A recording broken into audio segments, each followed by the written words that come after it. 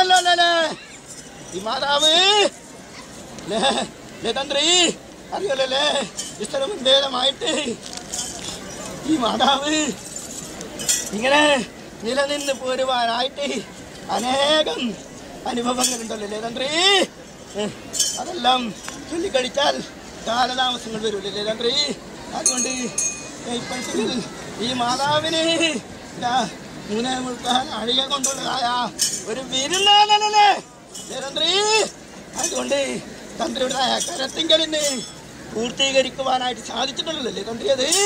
അതുകൊണ്ട് ഭക്തിപുരസരം തന്നെ മാതാവ് ഈ കഞ്ഞി മുപ്പൊന്നെടുത്തിട്ട് നിർവഴിക്ക് നടത്തിച്ചു തന്നേക്കണം എന്ന് തന്നെയാണല്ലേ തന്ത്രി. അതുകൊണ്ട് തറവാടാധാരമായിട്ടും എന്റേതായ കോണിയൂർ ദേവന്റേതായ അനുകൂലത്തിൽ ഈ മാതാവിനെ പരീക്ഷിച്ചിട്ടല്ലോ തന്ത്രി. ഞാൻ അടക്കാൻ സാധിച്ചില്ല തന്ത്രി. അതുകൊണ്ട് ഈ മാതാവിനെ സാധിച്ചിട്ടില്ല തന്ത്രി. അതുകൊണ്ട് ദൈവത്തിൻ കാവിലും തന്ത്രി.